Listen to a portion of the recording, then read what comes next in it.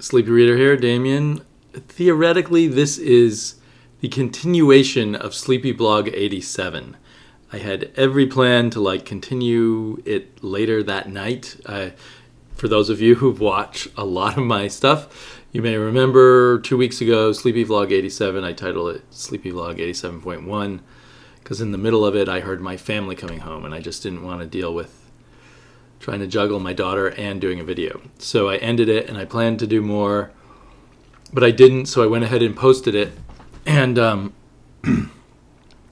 I think I had kind of a mental list of things I wanted to cover, and now I can't remember all of it, but there's something anal about me. If I say I'm going to continue it, I'm going to continue it. So I do remember I was going to talk about, kind of update you on my comic shop experience, and I was going to show some stuff I'd gotten from in-stock trades and the like. But first, since then, when I went to Maine for my holiday, and Chad's Attic, or Chad Gilly of Chad's Attic, great YouTube station. If you haven't checked it out, check it down below, link down below. He was gracious enough, because I was low on time, to drive all the way up. It got caught in traffic, so it was more than an hour's drive, but I think what would have been an hour's drive from his house to a nice little town close to where I was vacationing, which had a comic book shop and had a great English pub, which he picked out for us, with the lovely name of the Liberal Cup. Probably a bit more old-fashioned use of the word liberal. But anyway, it was a delightful get-together. As charming as Chad is on his videos, he's even more so. He's the way he is on his videos, but even more so in person. I really enjoyed meeting him. The roughly 2 hours we spent together went by in a flash. And we visited this very little comic store called Editor's Note, which I really liked that name. It didn't even mention comics in it. Editor's Note. That's a very subtle name. Seems like a Maine kind of thing to do in a way. They like a little bit of subtlety in Maine, I believe, at least in certain ways. So, and even though it was a really tiny store, I found some cool stuff in the dollar bins.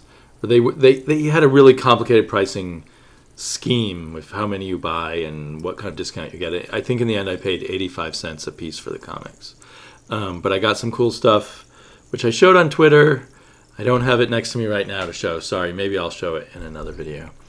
But yeah, hanging out with Chad left me with a very positive, meeting other people kind of vibe, because sometimes I feel antisocial and I think I don't want to know other people, but Chad disproved that feeling.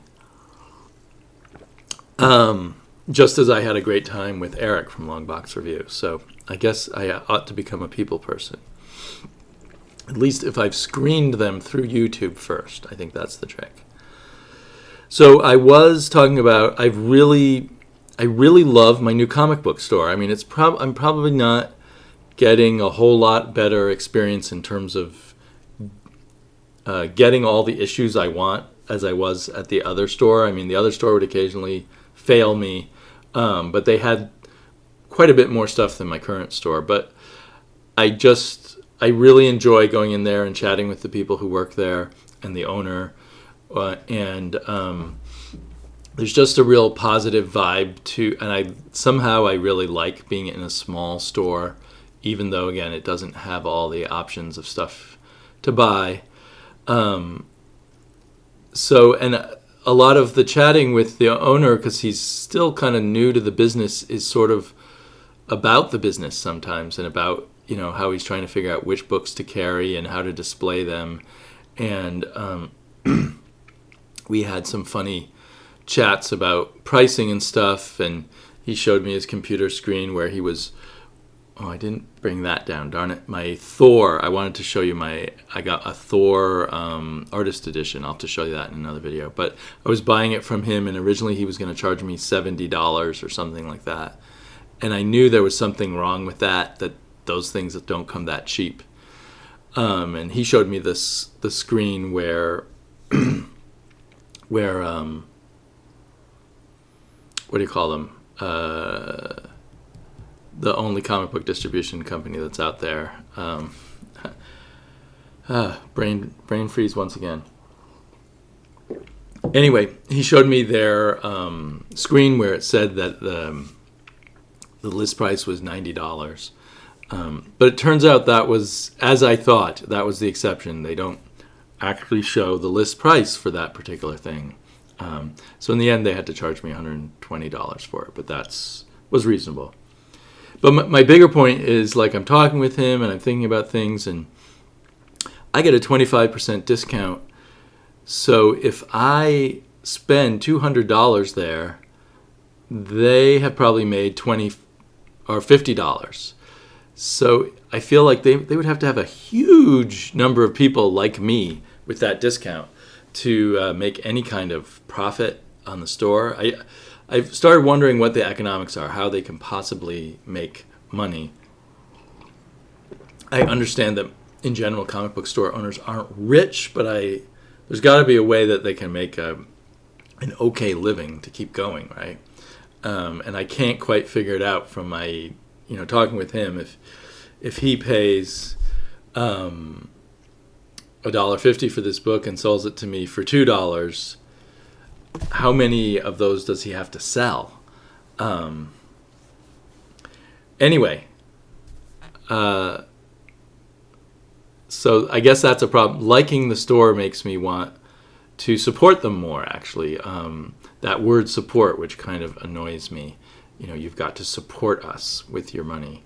But anyway, I like spending my money there, and I'm just having a really good time with that.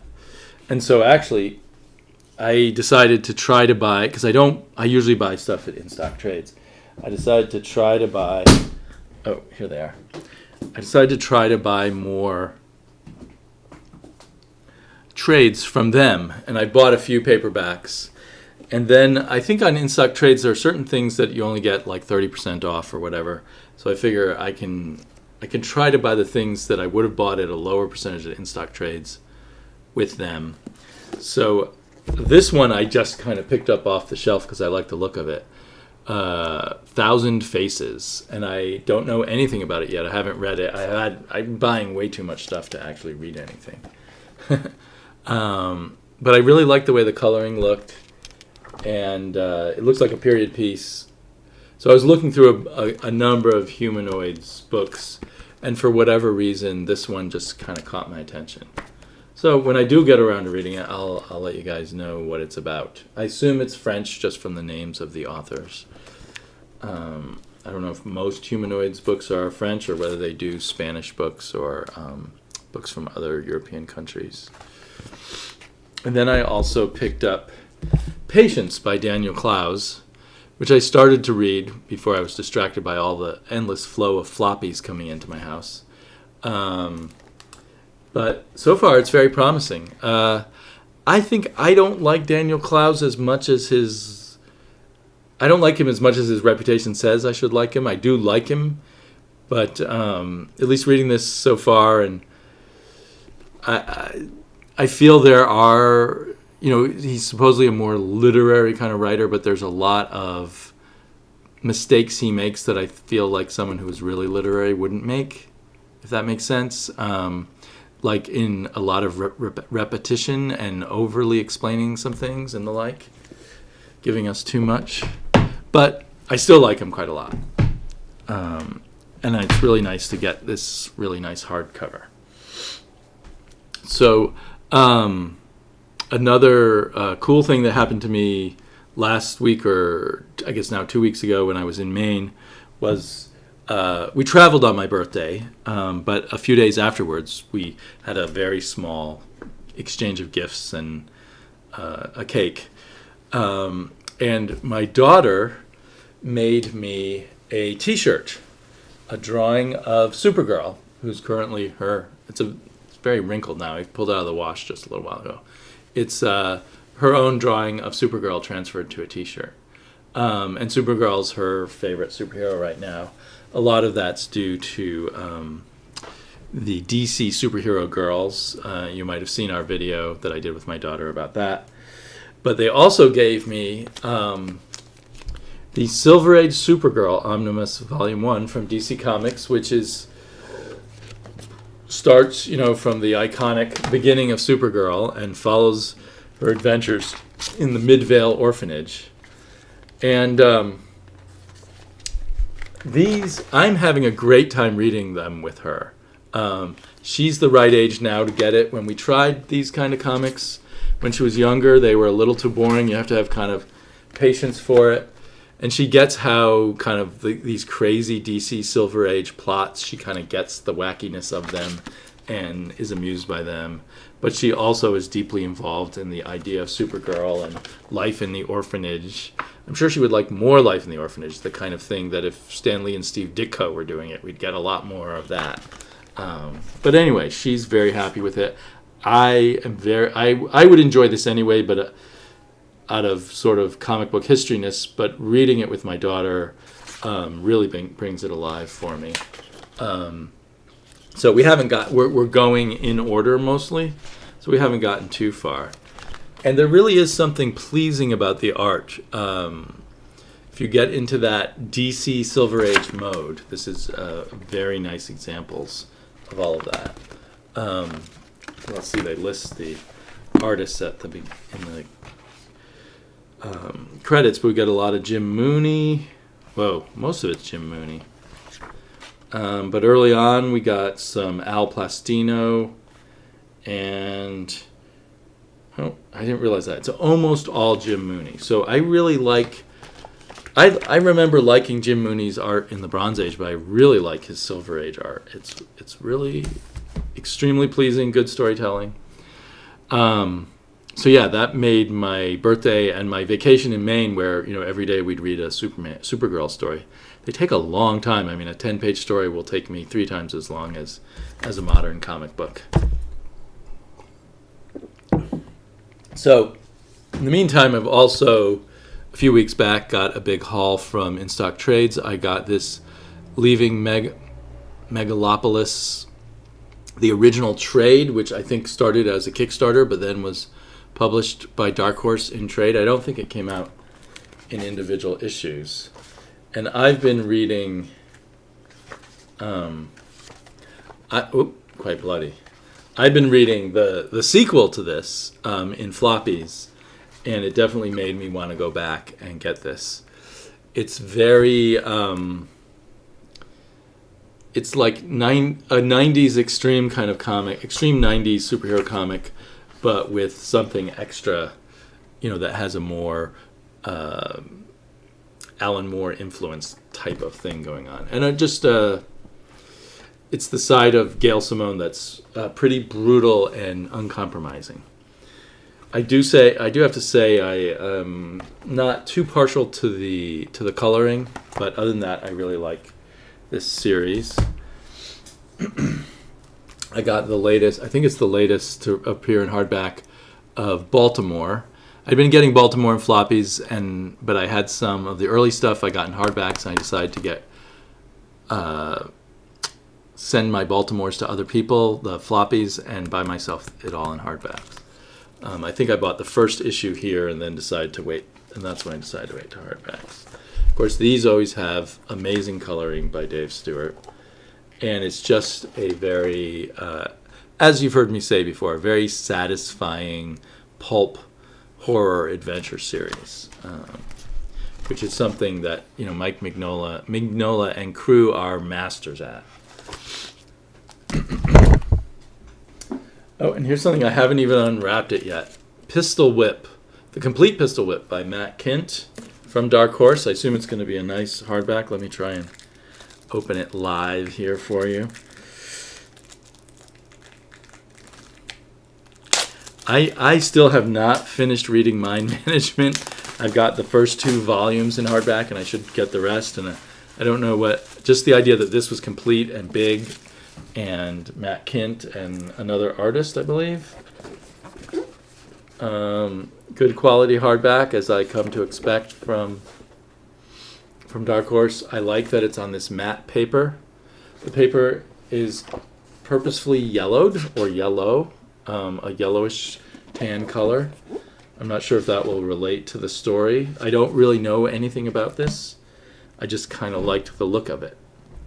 And it's kind of oversized, I think. I keep pulling out this one Superwoman. But yeah, so it's an odd-sized hardback. So I'm really looking forward to digging into that when I have time.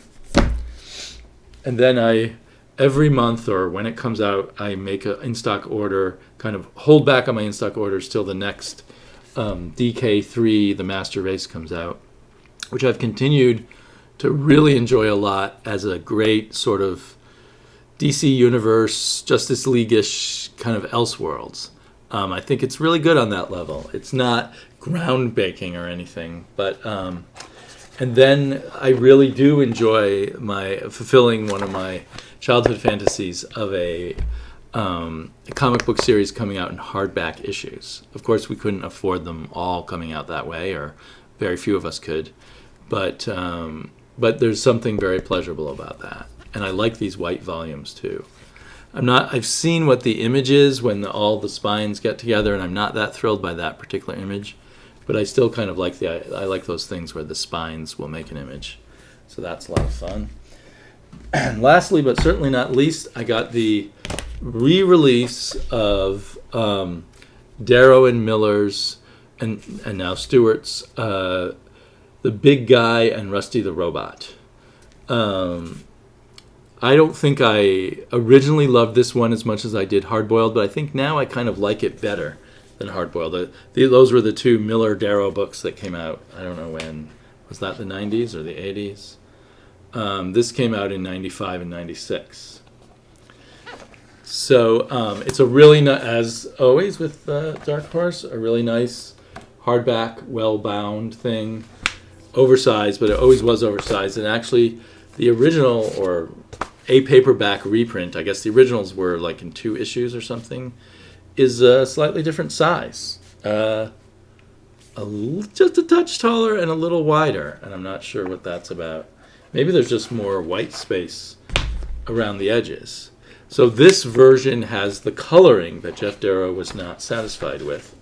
But I have to say, as much as I generally love Dave Stewart, when I kind of went through here and compared the two, I didn't always prefer the Dave Stewart version. And occasionally the Dave Stewart version kind of made the line work a little less visible. So I don't think he always made the best choice, but it certainly was a different set of choices. So every page looks different because of the different coloring. And I don't know if Dave Stewart I assume he probably didn't, he just made his own choices, maybe with some advice from Darrow, without, and I don't know whether to give this version away to someone or just save it out of the interest of coloring. One of the biggest coloring differences is the coloring on one of the main monsters. Let me see, that's page 9. So look at that page. That's the original coloring. And here's the coloring by Dave Stewart. So Dave Stewart added this dark coloration and striation to the monster. And maybe that's what Jeff Darrow wanted. But to me, the dark color actually takes away a lot. I have trouble seeing the line work as clearly, especially and those stripes down the creature's arms.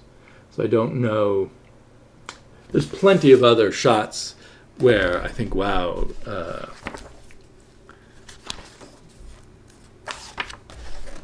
where I'll think that Dave Stewart did a really awesome job, but I really don't like the way he colored that monster. I'm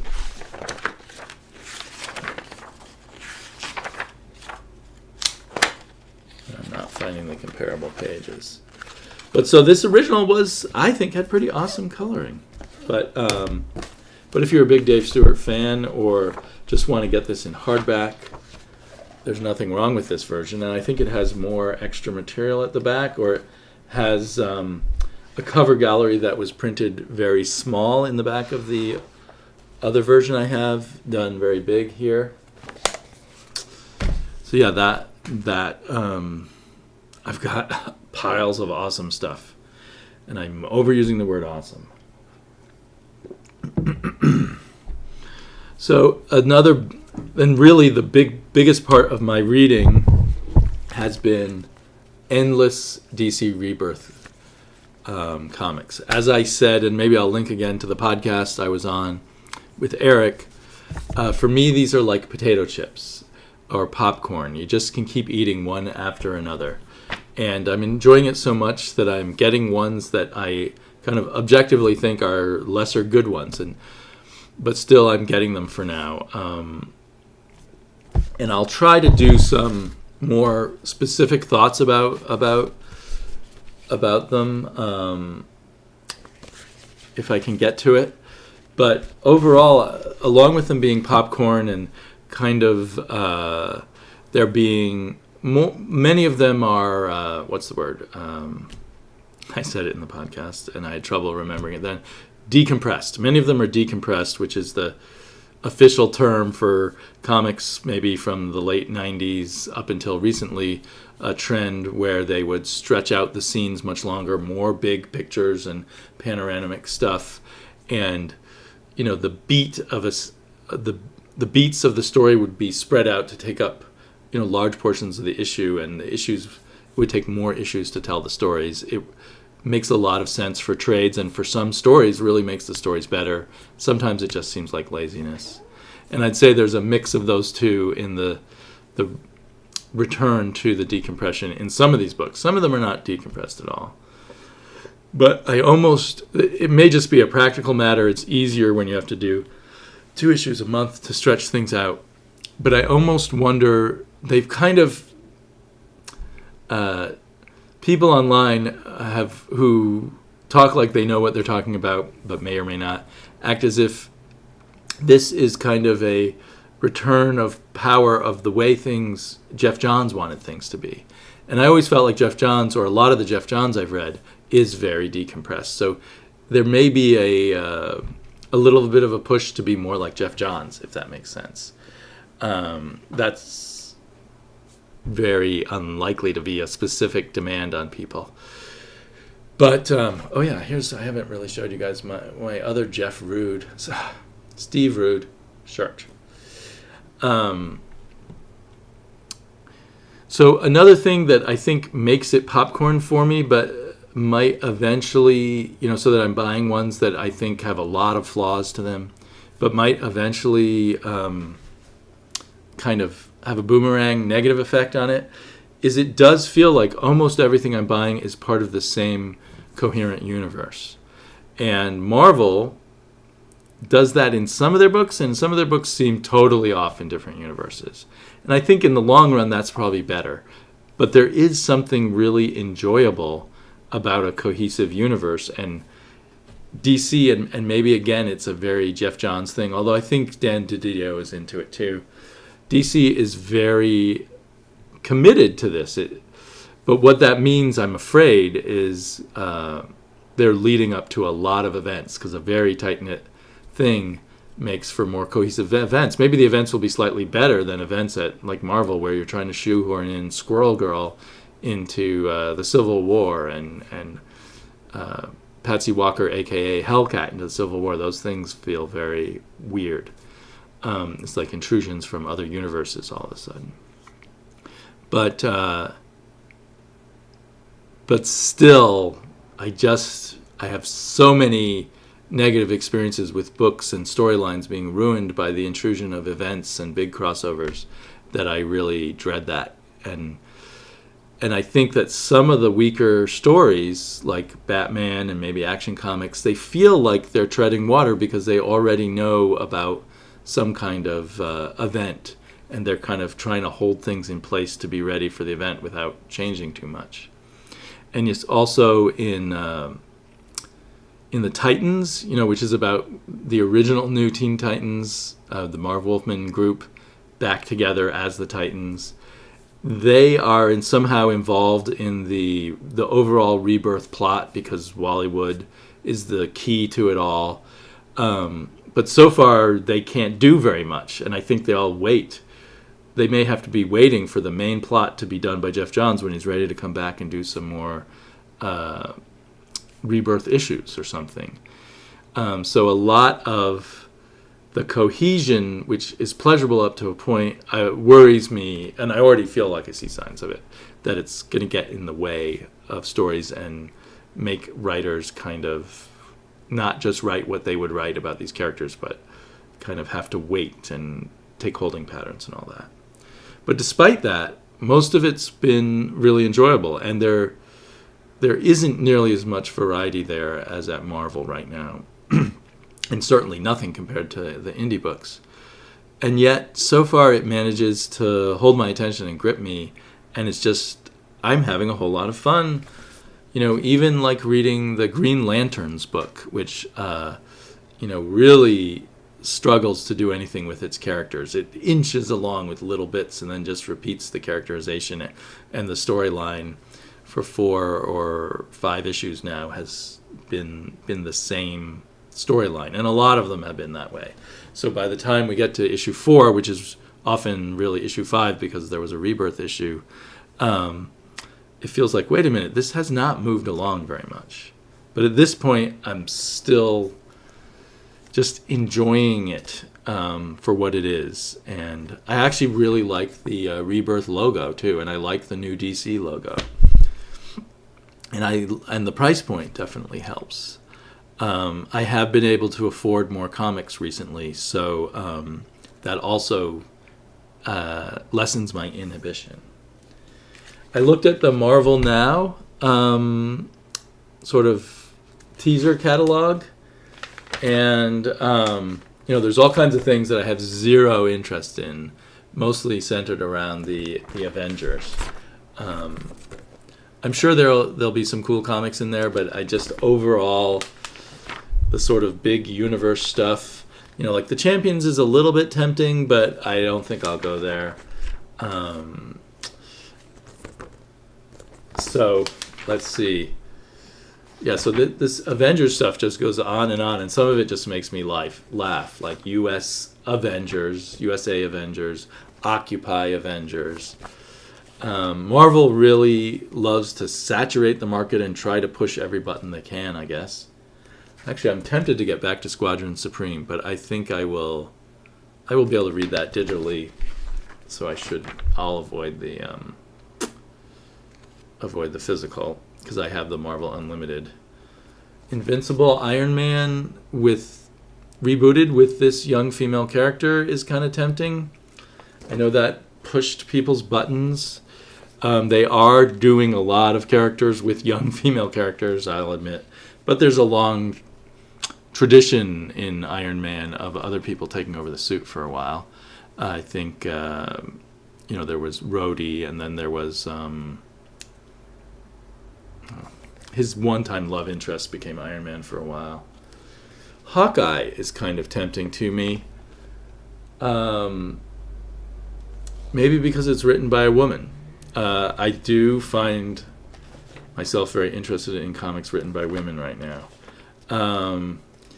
Thankfully, Silver Surfer is just continuing, because I'm loving Dan Slott's take on Silver Surfer. I would say that this woman, who is billed originally to be like a companion on Doctor Who, has kind of taken over the book. And the Silver Surfer is her foil more than the other way around at times. I'm not reading Black Panther. I hear mixed things about that. I will probably eventually read the whole series.